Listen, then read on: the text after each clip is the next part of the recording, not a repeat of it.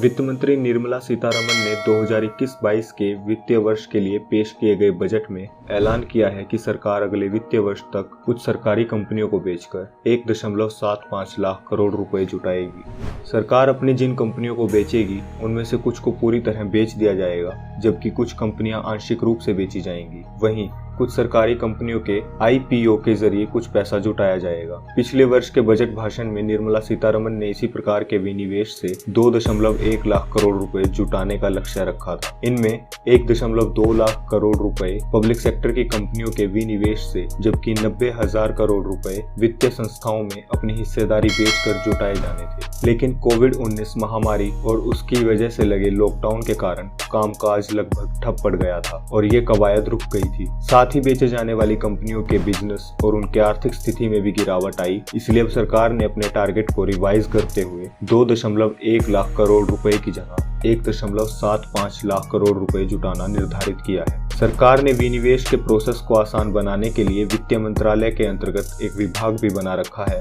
नाम है निवेश और लोक परिसंपत्ति प्रबंधन विभाग या DIPAM। यहाँ कंपनियों में हिस्सेदारी बेचे जाने के दो तरीके अपनाए जाते हैं। पहला, विनिवेश यानी सरकार द्वारा अपनी कंपनियों में हिस्सेदारी बेचकर। सामान्यतः सरकार की इस हिस्सेदारी को निजी क्षेत्र की कंपनियां खरीदती हैं। दूसरा, IPO निकालकर। इसके तहत सरकार अपनी कंपनियों के कुछ शेयर आम लोगों के लिए शेयर मार्केट में उतार देती है। मिसाल के लिए मान लेते हैं कि भारतीय जीवन बीमा निगम यानी LIC के 10% IPO निकाले गए, यानी सरकार ने LIC में अपनी कुल हिस्सेदारी का 10% शेयर मार्केट के माध्यम से आम लोगों को बेच दिया और पैसे कमा लिए। विनिवेश से जुटाया गया पैसा बजट की कैपिटल साइड यानी पूंजीगत खाते में आता है। सरकार इस पैसे को देश के ढांचागत विकास यानी रेलवे, हाईवे, स्कूल, अस्पताल, पोर्ट आदि बनाने पर खर्च करती है। अब बात करते हैं उन कंपनियों की जिन्हें सरकार पूरी तरह या आंशिक रूप से बेचने जा रही है। इनमें सबसे बड़ी सरकारी company Bharat petroleum corporation limited BPCL है। इस कंपनी को महारत्न कंपनी का दर्जा हासिल है।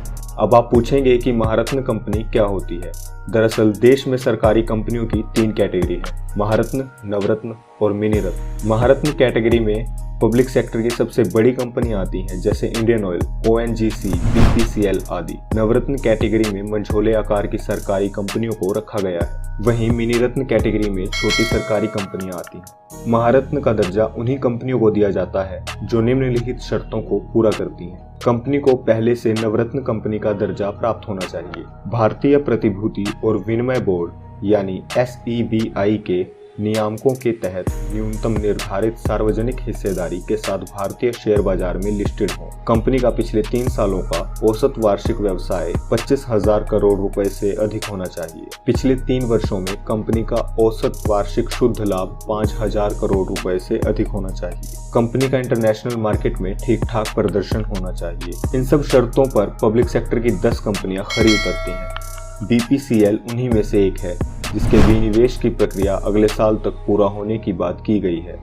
कंपनी में सरकार की हिस्सेदारी लगभग 53% है। 2019 में सरकार ने फैसला किया था कि वो इस कंपनी में अपनी हिस्सेदारी बेच देगी।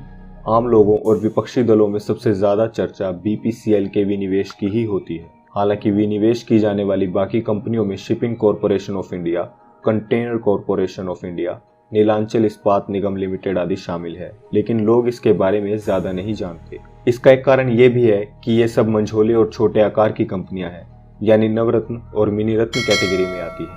अब बात करते हैं विनिवेश और IPO के दायरे में आने वाली वित्तीय संस्थाओं की। इसमें पहला और सबकी जुबान पर चढ़ा नाम है LIC का।